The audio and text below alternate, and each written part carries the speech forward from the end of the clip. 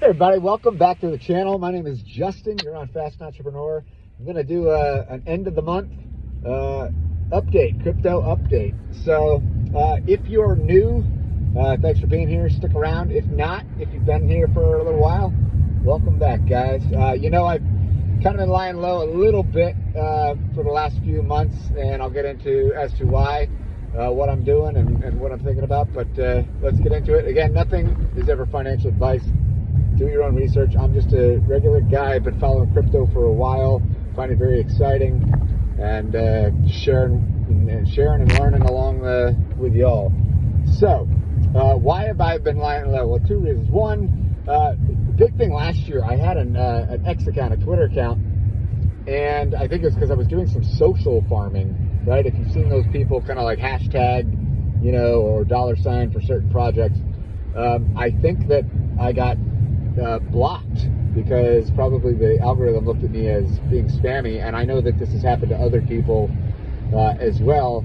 And anyways, it opened my eyes to just realize, like, wow, like, here I was, thought I was just kind of, farming a project, and next thing you know, I can't access my Twitter account.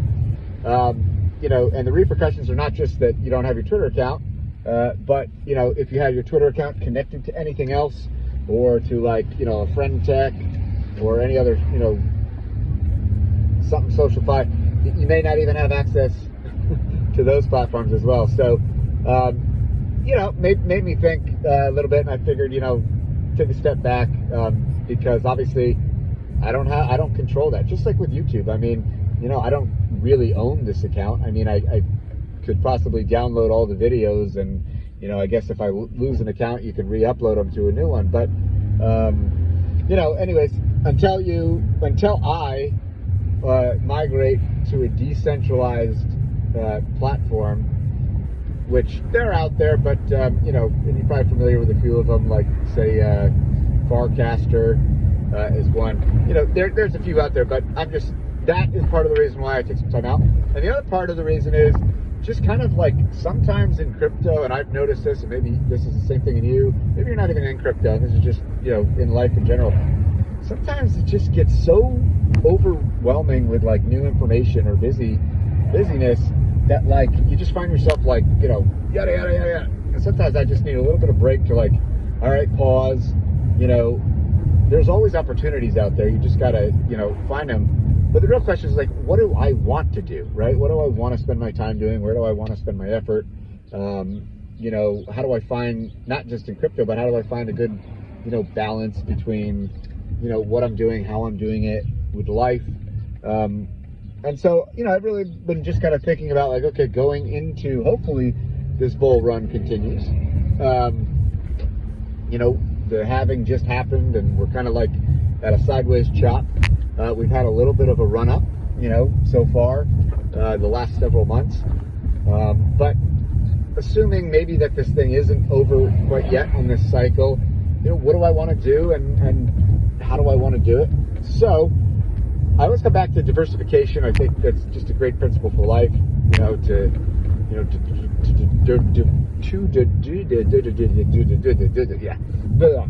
diversify, so you don't have all your eggs in one basket. But if you over diversify, sometimes you get spread too thin, and you can't keep track of it all. And so, sometimes it's good to simplify. Also, diversification can help to mitigate your overall risk. So, you can kind of say dabble with a few different things, but even if one rug pulls or scams or whatever, that's part of the game.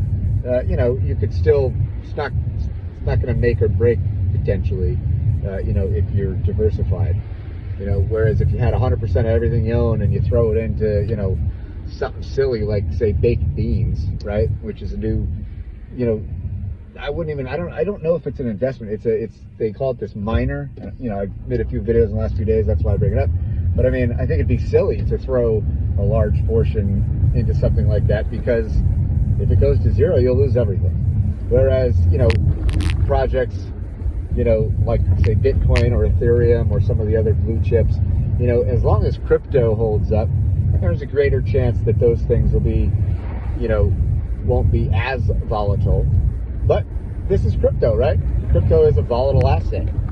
Maybe not as volatile as it once was, say for Bitcoin, but it's still very volatile. And that's why, diversification isn't just within crypto, but it's also within everything else. I mean, maybe you do real estate, or maybe you do stocks and bonds, or, maybe you have, collectibles or a side business or what have you. But sometimes it's fun to try new things, and, sometimes taking a little bit of a risk, sometimes, there can be gains. So like this thing like baked beans, it could all go to zero. It could, and I kind of just expect that that's a very real possibility. And the other hand is, it could stick around for a while. I mean, I think it all depends on how people interact and behave with the smart contract. But I don't know how long or, feasible this can go. And just like anything, it seems like with anything, like, if you're early, at least it seems like your risk is mitigated. Whereas if you're late to the ball game with anything, your upside potential, usually is a lot less. And that goes with any project. So getting back into crypto, like real crypto stuff that I see the technology potentially changing the world, the big trends that I see, and I've talked about this a lot on the channel, I follow these exponential technologies. I'm talking about things like AI, robotics, networks and sensors, computing, etc. And, we are getting a convergence on these things. And, just this year, we've seen a lot, like with large language models. Now we're seeing a lot, interesting stuff with, with text and video. And AI is certainly, it's here, and it's here in a meaningful way. So, there's also other narratives, like, say, RWAs, or real world assets. Like if you look at, like, say, BlackRock owns the world. I mean, basically, I say that, a little tongue in cheek, but that's how powerful a company like BlackRock is. And so when they decide, not only are they getting into the ETF game, right, Bitcoin ETF, but they're also, going to be looking at other things in crypto and RWAs and real world assets and tokenizing real world assets onto the blockchain. Things like that, they excite me, and there's going to be winners, big winners probably, and there's going to be losers, right? And there's probably going to be a lot of losers, and there's going to be a shakeout. And, that's like with anything. The same thing happened with the internet, with Google and Facebook and Microsoft. They're the winners that still stick around to, today. But there's a lot of losers in the graveyard that, that kind of go forgotten about, I guess. We don't talk about them as much because they didn't make it. And I expect the same thing is going to happen here. But, that's why if you've been on this channel, I've been excited for like a project called TRUEBIT, right?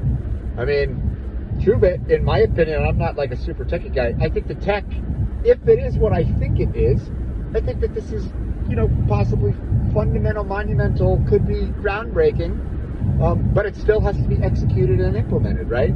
And I do think that there are projects now that are starting to do that, and I think it's moving in that direction. The price action of TRUEBIT hasn't really been all that exciting.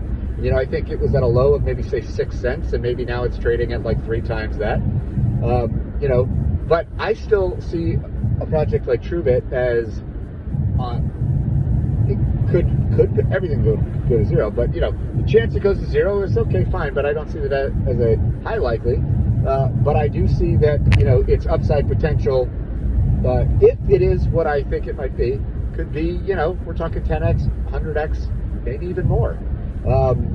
Why? Because I think it could possibly solve one of those large problems in society. And so that's what I've been thinking about.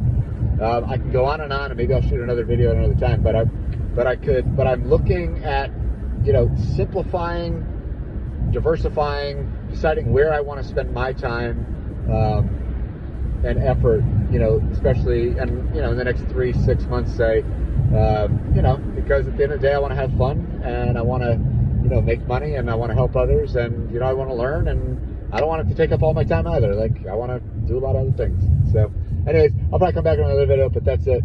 Peace, guys.